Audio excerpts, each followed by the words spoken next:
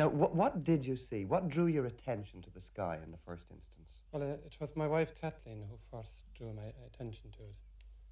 She pointed out something which looked like an aeroplane, but after some time, minute or so, we saw that it wasn't because of the shape, number one, and the lights.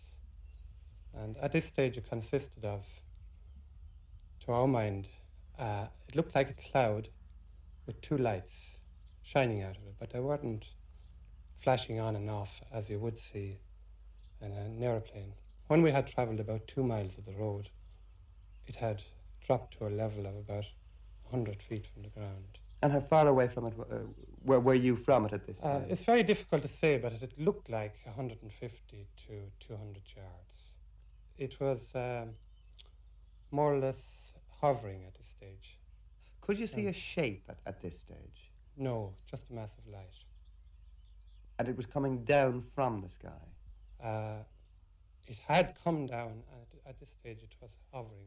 And what about colours? Was it red or white or what? It consisted of 3 colours, an orange and crimson light, which seemed to be coming more from the top of the object, the whole thing was surrounded then by a mass of bluish fog or vapour, which more or less obscured the whole object. Well, what was its shape?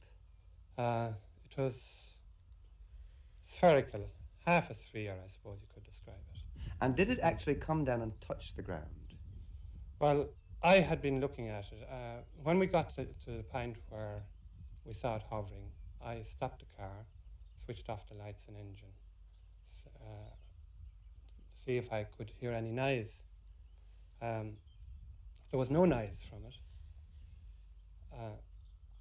It was moving in a kind of a backward, forward direction and dropping very slowly. I was looking over a 5-foot fence, and Kathleen at this stage got quite frightened.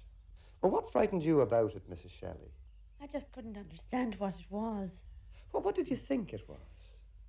Well, I did think it was some, I won't say flying saucer, some identified object, something I'd never seen before, something unnatural, to my mind. Yes. Did you get out of the car at this No, stage? I didn't. I stayed inside and I called John.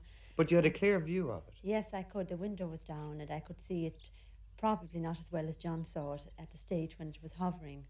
But I was watching it the whole time while it was descending from the sky. And indeed, it's just what John said it was. You saw just what he saw. Exactly. We discussed it afterwards just to make sure, and we did see exactly the same thing. And when your wife called you to get back into the car, had the thing landed at this stage? Well, it was just dropping below eye level at this stage, and my reaction then was to go down after it. And I was just about to climb the fence when Kathleen called me back. And discretion being the better part of valor, you went. I went, yes. Well, now let's just look at some of the possibilities. Do you think it could have been a meteorological balloon or something?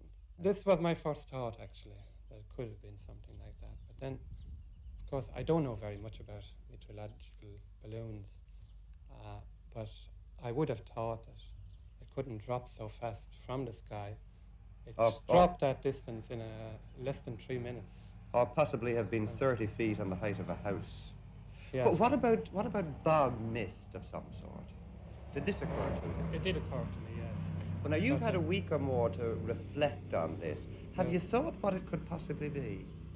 I'm keeping an open mind on it. I'm not convinced of anything yet.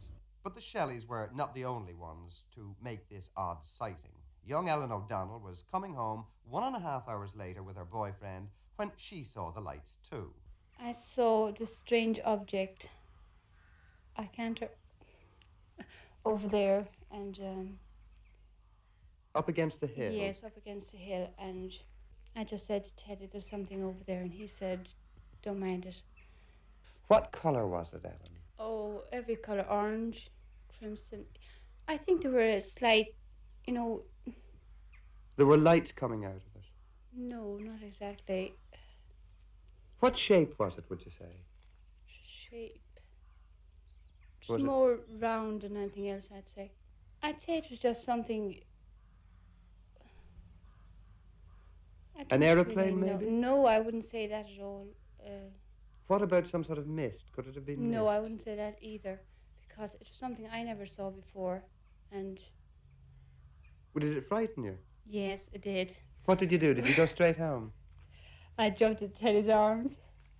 And off you went then, did you? No, well, we saw it. We were walking and we saw it. But was it the moon? Suppose it was the moon. No, it wasn't the moon. No, definitely. Or some Wasn't the moon. stars. No, no. Just something I just couldn't really describe it. It wasn't stars or the moon for that matter.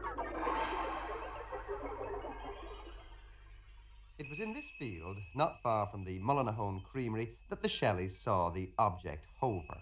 And because it was suggested to us by Mr. Desmond Leslie, who's something of a UFO expert, that we should have the ground hereabouts tested for residual radiation possibly left by this object, we asked Mr. Eddie Bergam, the South Tipperary Civil Defence Officer, and his assistant, Mr. Eddie O'Neill, to sweep the area with Geiger counters. Our instruments recorded no radioactivity of any description. Nothing at all? Nothing at all, no. Not just nothing unusual? Nothing at all, actually. If the radioactivity was present at today, it certainly would have shown on the instruments. Well, now, it's a fortnight roughly since this sighting was made. Suppose something had landed there that made the area radioactive. Would there be a possibility that all traces of it would have disappeared by now? It's quite possible. I mean, it would depend on the intensity of the initial radiations, and we know that radioactivity decays according to a certain law, which is known as the 7/10ths law. In other words, if for every 7 multiple of the time, the radiations decrease to 1/10 of their intensity. So that if there was some radiation there, what you're saying is it could have disappeared by now. Well, it could be so slight that it wouldn't be picked up by our instruments. Mr. Bergen, if you'd found anything there, would you have been surprised? I would undoubtedly have been surprised. Mr. O'Neill, would you have been surprised? Well, to be perfectly honest, I think I would have been surprised, yes. But as Mr. Burton says, the instruments didn't show anything. It's possible that an initial radiation there could have decayed over the past 15 days, but as I say, I don't think I expected to find any radiation present.